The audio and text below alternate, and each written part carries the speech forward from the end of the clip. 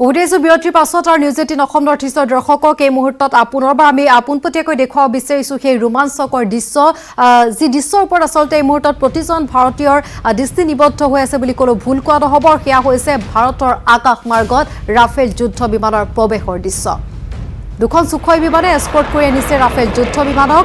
হাৰিয়ানাৰ আম্বালাৰ বায়ুসেনাৰ ঘাটিত অৱতৰণ ৰাফেল যুদ্ধ বিমানৰ।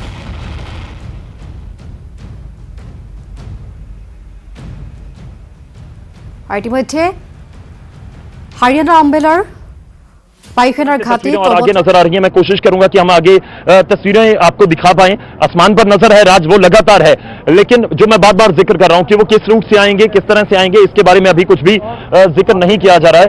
और मैं आपको और तस्वीरें थोड़ी सी आगे जाकर अगर दिखा पाऊं कि कितना हम आगे जा पाएंगे। और ये जहां पर बोर्ड है जो हम लगातार जिक्र कर रहे हैं कि इससे आगे की हमें परमिशन नहीं है, एक बार मैं दिखाना चाहूंगा आपको कि इसके आगे की बेशक परमिशन नहीं है, लेकिन यहां से आप देखिए कि तैयारियां किस तरह से हैं। ये जो पहले आपको यहां पर जवान नजर आ रहे हैं, ये वहां पर मौजूद नहीं थे, क्योंकि जब हमें लाया गया तो बैरिकेडिंग भी इस तरीके से नहीं थी। उसके बाद कुछ जवान वहां पर आए और उनकी तरफ से बैरिकेडिंग कर दी गई। और आप ये कह सकते हैं कि जिस तरह से तैयारियां की गई हैं, कुछ ही समय में हो सकता है कि मीडिया को ब्रीफिंग के लिए वहां पर ले जाया जाए। और उससे पहले इंतजार जो हम लगातार जिक्र कर रहे हैं कि बेसब्री से इंतजार है कि राफेल कब लैंड करता है अपनी सरजमी के ऊपर, भारतीय सरजमी के ऊपर। तो 5 राफेल 2 सुखोई आसमान में उड़ान भरते हुए नजर आए हैं। और जिस तरह से इंडियन नेवी की तरफ से भी उनका स्वागत किया गया जब इंडियन टेरिटरी में वो दाखिल होते हैं। और वो तस्वीरें जिस तरह से जो तस्वीरों का हम इंतजार कर रहे थे, उसमें से कुछ तस्वीरें आनी शुरू हो चुकी हैं जो हम अपने दर्शकों को भी दिखा रहे हैं। आप लगातार उसका जिक्र कर रहे हैं, लेकिन वो आसमान भारत का था, ये जमीन भारत की है। और इंतजार इसी का है राज कि भारत की जमीन पर, अंबाला की जमीन पर कब उतरता है राफेल और कब राफेल की एक झलक देशवासी देख पाते हैं। एक और चीज बहुत इंपॉर्टेंट जो इस समय जिक्र हम कर रहे हैं कि कब इंतजार खत्म होगा। इंतजार को तो आप ये मान के चलिए कि अगले 10 या 15 मिनट में पूरे देश का इंतजार खत्म होने वाला है। आपको देश की सरजमी पर खड़ा हुआ नजर आएगा राफेल। बेशक चीन को इससे दिक्कत हो रही है, बेशक इससे पाकिस्तान को दिक्कत हो रही है, कोई मतलब नहीं हिंदुस्तानियों को। ये प्राउड मोमेंट है और हम इसको फील कर रहे हैं, इसको एंजॉय कर रहे हैं। और एक्साइटमेंट आपने पहले जिक्र किया था कि अंबाला के लोग, मैं सुबह 6 बजे आया यहां पर और बहुत सारे लोगों से बात हुई, क्योंकि जिस तरह से ट्रैफिक को डाइवर्ट किया जा रहा था उस समय ये बात हो रही थी कि शायद लोगों को दिक्कत होगी, लोग कहेंगे कि क्यों डाइवर्ट कर रहे हैं। देखिए, एक सिंगल पर्सन नहीं था अंबाला का राज, एक सिंगल पर्सन, एक सिंगल लोकलाइट कि जो ये कह रहा हो कि नहीं जी ये डाइवर्ट क्यों कर दिया, ये हमें दिक्कत हो रही है। कोई ऐसा नहीं, आज पूरा देश खड़ा है और इस मूवमेंट को एंजॉय कर रहा है राज। देखिए, और जो मैं बार बार कह रहा हूं कि जब इंतजार घंटों का हो तो वो अलग एक एक्साइटमेंट होती है। जब कुछ ही पलों का रह जाए, 5 मिनट 10 मिनट, तो वो इंतजार थोड़ा मुश्किल भी होता है और उसमें उत्सुकता भी ज्यादा होती है। और मेरे शायद अल्फाजों में भी हमारे दर्शकों को वो लग रहा हो, बेशक लग रहा हो, क्योंकि हम खुद बहुत एक्साइटेड हैं इस पूरे लम्हे के लिए। ये तारीख याद रखी जाएगी 29 जुलाई 2020 को कोरोना के लिए आप याद नहीं रखेंगे, आप राफेल के लिए याद रखेंगे। अगर भारत को इन फ्यूचर जरूरत पड़ती है तो फिर राफेल के लिए 2020 को याद रखा जाएगा कि वो भारत को मिला था और भारत ने एक बड़ा, आप कह सकते हैं कि हथियार, ब्रह्मास्त्र हासिल किया था जो पूरी दुनिया को जवाब देने के लिए काफी है। राज,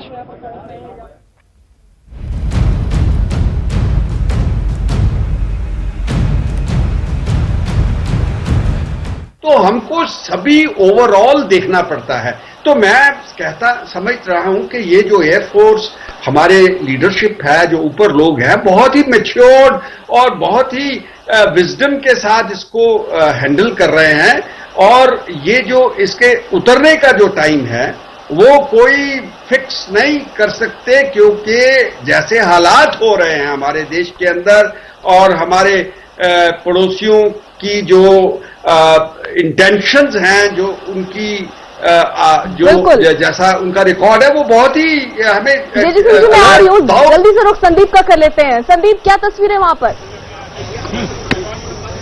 देखिए, अभी जिस तरीके की स्थिति है, अभी हेलीकॉप्टर जो है उसके जरिए पूरे एयरबेस के चारों तरफ जो है लगातार रेकी की जा रही है। और हम लोगों ने कुछ साउंड सुने हैं जो फायर क्रैकर्स का इस्तेमाल किया जाता है रनवे के आसपास जब जब रनवे के आसपास बर्ड्स दिखते हैं यानी कि चिड़िया पक्षी नजर आते हैं तब उनको जो है फायर क्रैकर का इस्तेमाल करके जो उनको हटाया जाता है, यानी कि लैंडिंग से पहले की प्रिपरेशन इसको कहा जाता है। जब भी लैंडिंग की पहले प्रिपरेशन होती है उसमें सबसे पहले उस जगह को देखा जाता है जहां पे काफी चिड़ियाएं होती है, क्योंकि बर्ड हिट का खतरा सबसे ज्यादा होता है लैंडिंग के दौरान। और ऐसे में ये सुनिश्चित कर लेना चाहते हैं कि जो लैंडिंग हो बिल्कुल सेफ सिक्योर लैंडिंग हो। इसीलिए अभी थोड़ी देर पहले हम लोगों ने कुछ जो है फायर शॉट्स भी सुने हैं, जो कि फायर क्रैकर के जरिए शॉट्स शुरू किए जाते हैं जिससे कि चिड़िया को रनवे के आसपास से भगाया जाता है, हटाया जाता है। तो अभी वो प्रोसेस शुरू है, यानी कि जो लैंडिंग का प्रोसेस है उसको जो है अब शुरू कर दिया गया है।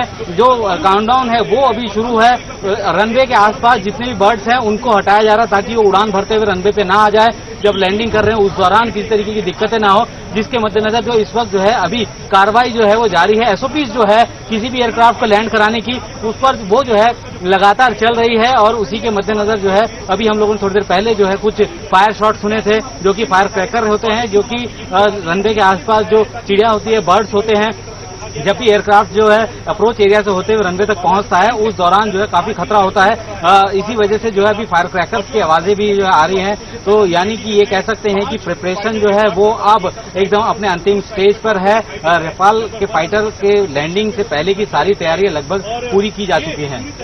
विनोद जी, जो ये बदलाव भी हुए हैं, कुछ बदलाव भी इस लिहाज से हुए क्योंकि वो भारत को मिलने वाले हैं ये रफाल विमान। इसमें चाहे हेलमेट माउंटेड डिस्प्ले हो, इसकी बात हो, रडार वार्निंग रिसीवर की बात हो, ये सब जो लगाए गए हैं इसको आप किस लिहाज से देख रहे हैं? क्या ये ज्यादातर विमान में होते हैं या सिर्फ रफाल में इसको स्पेशली लगाया गया है?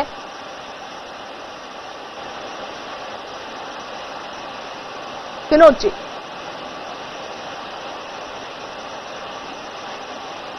तो शायद विनोद जी तक आवाज नहीं पहुंच रही, यही सवाल।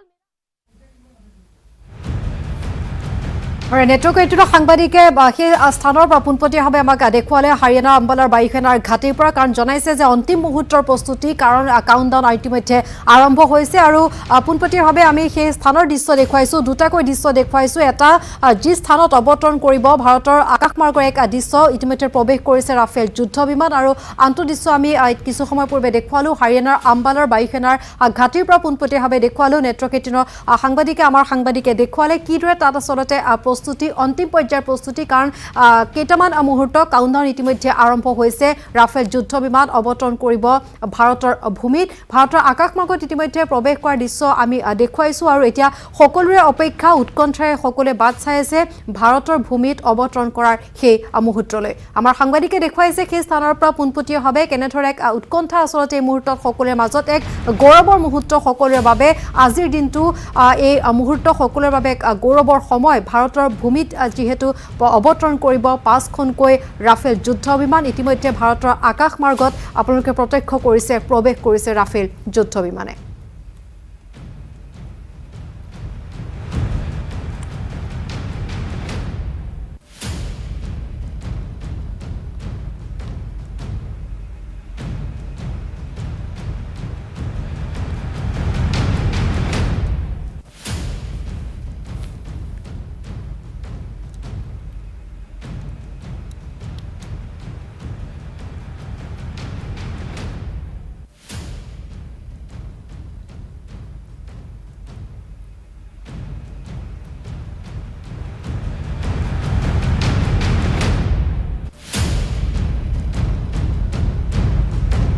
সকলোৱে স্বাগতম জনাইছে ৰাফেল যুদ্ধ বিমানক। প্ৰতিজন ভাৰতীয় আজি এই গৌৰৱৰ মুহূৰ্তৰ সকলো সাক্ষী হ'বলৈ অপেক্ষা কৰি আছে। ইতিমধ্যে ভাৰতৰ আকাশমাৰ্গত আমি দেখুৱাইছোঁ ৰাফেল যুদ্ধ বিমান প্ৰৱেশ কৰিছে। उनको रनवे के आसपास से हटाया जा रहा है। जो भी रनवे के आसपास उड़ान भर रहे हैं उनको जो है फायर ब्रेकर के आवाज से जो है उनको दूर किया जा रहा है। तो यानी कि अभी लैंडिंग की जो फाइनल काउंटडाउन है वो अभी चल रहा है और प्रिपरेशन ऑलमोस्ट पूरी हो चुकी है।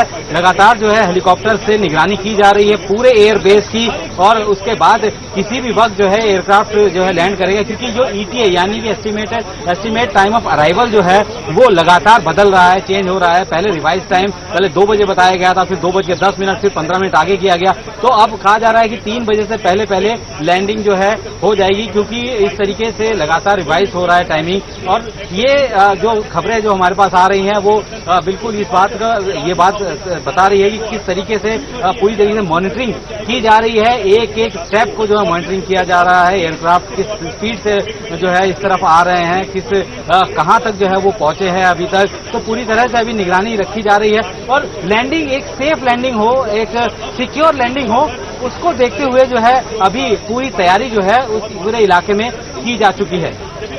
बिल्कुल जे सिंह जी, इंतजार बस कुछ पलों का और बचा है। ये बताया जा रहा है 3 बजे से पहले ये रफाल विमान जो है वो लैंड कर जाएंगे। लेकिन इस बीच ये भी एक सवाल कि जो ये खेप है 36 रफाल विमान आने वाले हैं जो 2021 तक आ जाएंगे, क्या यही केवल काफी है? क्योंकि वायुसेना के भी बड़े अधिकारी ये कह चुके हैं कि अभी और ताकत बढ़ाने की जरूरत है वायुसेना की।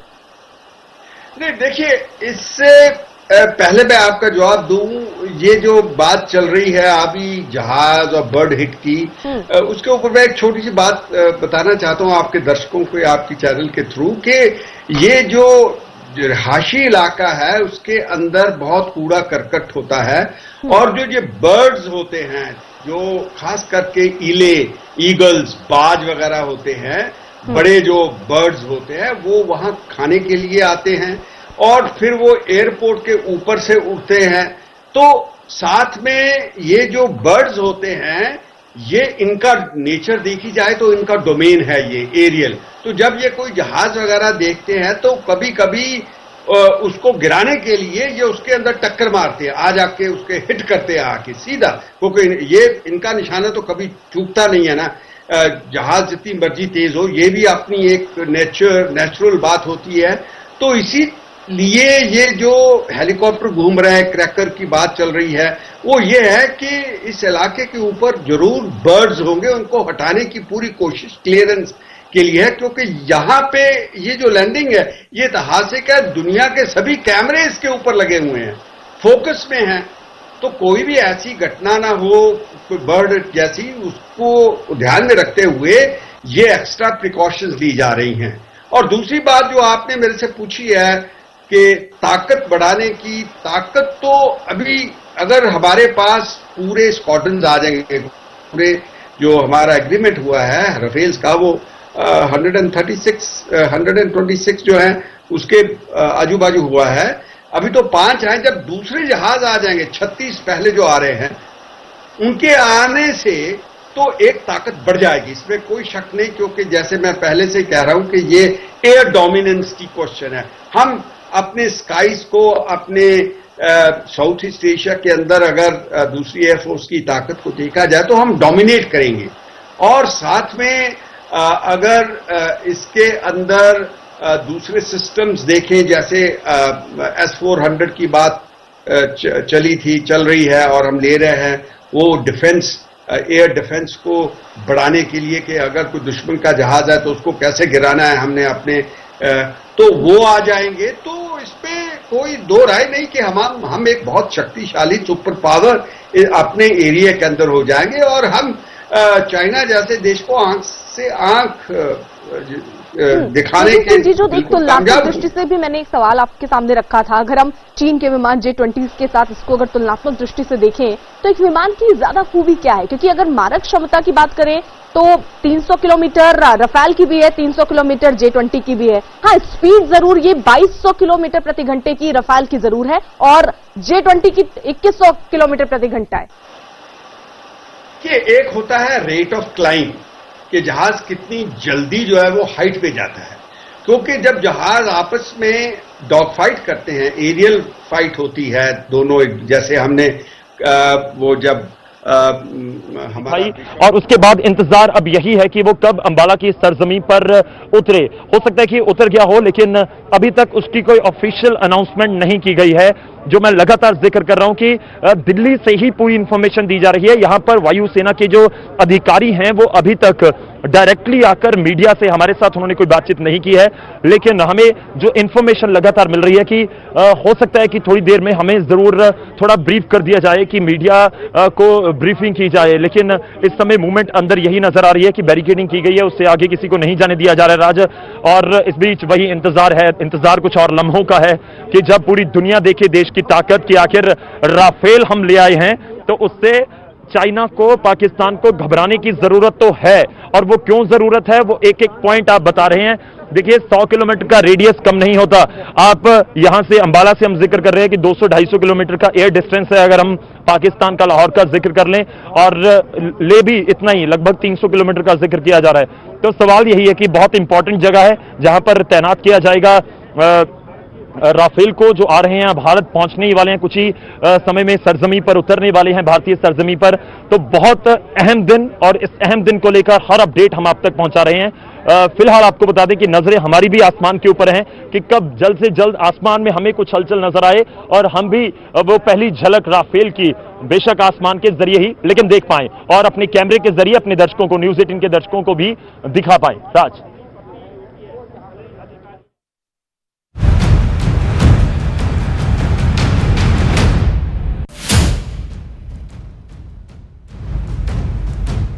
के आसपास से उड़ान भरी थी, यानी कि जो समय 10 से 11 के बीच में था वो लेट हुआ, यानी कि वहां से उड़ान भरने में उनको समय लगा। और उसके बाद जो है यहाँ पे जो एस्टिमेटेड टाइम दिया गया था 2 बजे तक जो है उसको लैंड करना है, उसी हिसाब से वो आगे भी बढ़ा है। और इसी वजह से लगातार स्पीड के हिसाब से जो है यहाँ पे ईटीए तय किया जा रहा है कि किस वक्त एयरक्राफ्ट आएगा। लेकिन पहले 2 बजे बताया गया था, फिर 2:10 पे, अब उन्होंने कहा कि 3 बजे के से पहले जो है लैंड हो जाना चाहिए। लेकिन अभी तक जिस तरीके की सूरत हाल है यहाँ पे, अभी तक सिर्फ और सिर्फ हेलीकॉप्टर्स जो हैं वो इधर उधर जो है फ्लाई कर रहे हैं और पूरी निगरानी कर रहे हैं एयरबेस के चारों तरफ। साथ ही क्योंकि जैसे मैंने आपको बताया कि सुबह जो है सुरक्षा के लिहाज से ये जो 10 बजे पहले शुरू होना था कि अबू धाबी से ये जो विमान है 10 बजे ये उड़ान भरेंगे, जिस पर डिले हुआ, जिसको आप बता रहे हैं 11:40 पर से वहां पर उड़ान भरी गई। ये 2 बजे का जो वक्त तय किया गया था पहले, वो क्या 10 बजे के हिसाब से था या 11:40 के हिसाब से? अगर 11:40 या 10 बजे के हिसाब से था तब तो और वक्त लग सकता है।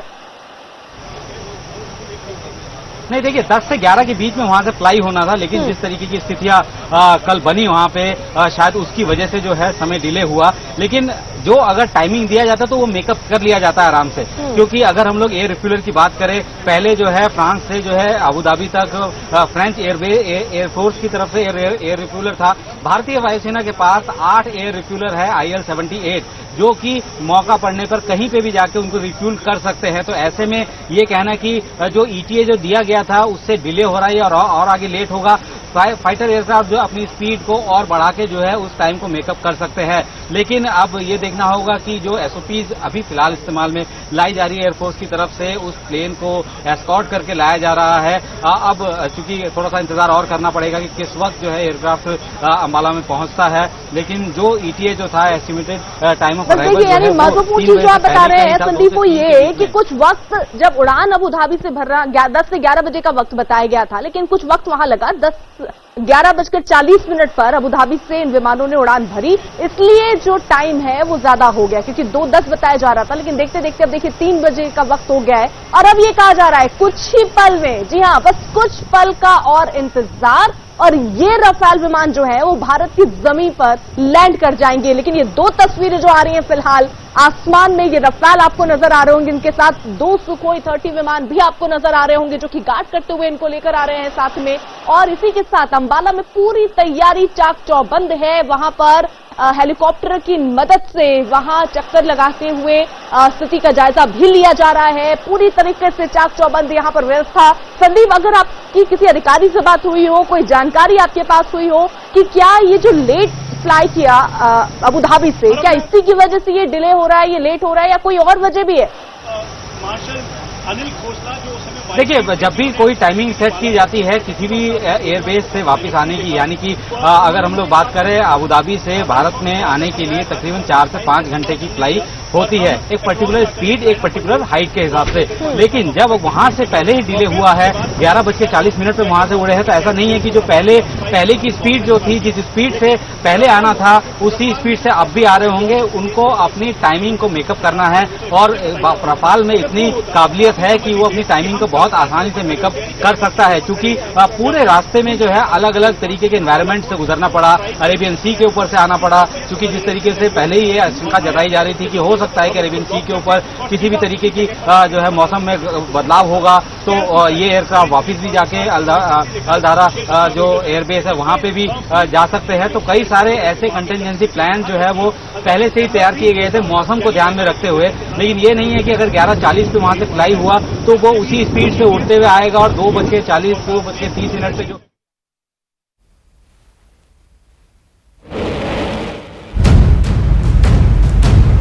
আৰু এয়া নিউজ 18ৰ সাংবাদিকে পোনপটীয়াভাৱে আমাক দেখুৱাই আছে সেই স্থান, কাৰণ সকলোৱে আচলতে অপেক্ষা কৰি আছে সেই মুহূৰ্তৰ বাবে, যিহেতু ইতিমধ্যে আমাৰ সাংবাদিকে জনাইছে যিহেতু 11 বজাত আৰৱৰ আলটাফ্ৰা বিমান ঘাটিৰ পৰা ভাৰতলৈ বুলি উৰা মাৰিছে। পূৰ্বে সময় আছিলে 10:10, গতিকে তাৰ পৰিপ্ৰেক্ষিতত এতিয়া 2 বজাৰ সলনি এতিয়া যিহেতু 3 বাজিব হৈছে, গতিকে প্ৰায় কিছু মুহূৰ্তৰ অপেক্ষা বুলি উল্লেখ কৰিছে। কিছু মুহূৰ্তৰ পাছতে অৱতৰণ কৰিব হাৰিয়ানাৰ আম্বেলাৰ বায়ুসেনাৰ ঘাটিত আৰু এক গৌৰৱৰ মুহূৰ্তৰ সাক্ষী হ'বলৈ, এক ৰোমাঞ্চকৰ মুহূৰ্তৰ সাক্ষী হ'বলৈ এতিয়া অপেক্ষা কৰি আছে প্ৰতিজন ভাৰতীয়ই।